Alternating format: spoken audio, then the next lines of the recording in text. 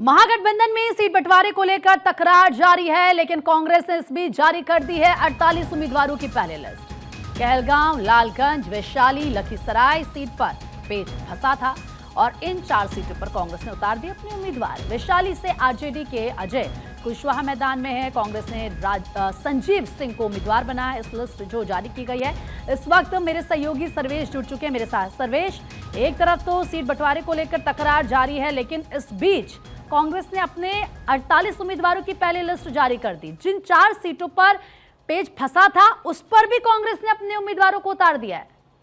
देखिए, friendly fight होने के आसार दिख रहे हैं उन 4 सीटों पर। और जिस तरीके से लगातार ये कहा जा रहा था कि महागठबंधन का गतिरोध खत्म नहीं हुआ है, वो अब साफ दिख रहा है और जाहिर हो रहा है किस तरीके से कांग्रेस ने जो अपनी पहली सूची 48 लोगों की जारी की है, उसमें 4 सीटें ऐसी हैं जिसपे आरजेडी ने पहले ही सिंबल बांट दिए हैं।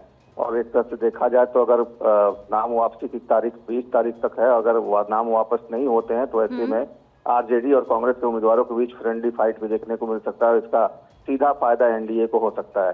तो इस तरह से कहा जाए तो महागठबंधन में जो तकरार थी वो अभी तक बरकरार है।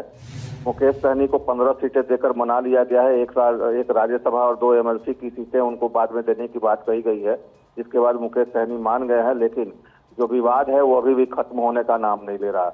देखिए, पहले चरण के लिए आज नामांकन की प्रक्रिया खत्म हो जाएगी और आज जिस तरीके से कल देर रात कांग्रेस ने अपनी सूची जारी की, उससे साफ जाहिर हो गया है कि अभी भी खींचतान चल रही है, अभी भी सब कुछ दुरुस्त नहीं है महागठबंधन के भीतर।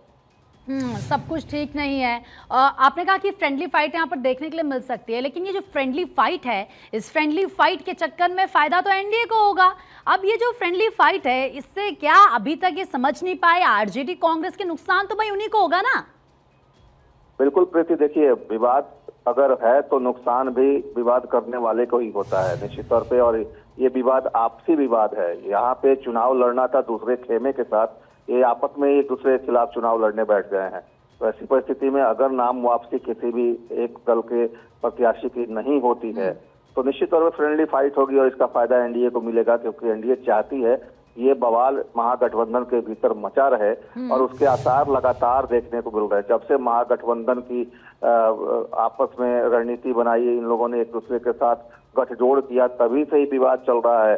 चाहे वो तेजस्वी यादव को मुख्यमंत्री मानने की बात हो या फिर राहुल गांधी का कन्हैया कुमार को बिहार की राजनीति में आगे करने की बात हो, तो तमाम ऐसे मसले रहे हैं जिसको लेकर आपस में कई मौकों पर खींचतान दिखी है। और इस बार सीट बंटवारे को लेकर खींचतान इतनी लंबी चली गई कि अभी तक आरजेडी ने अपनी सूची जारी नहीं की है।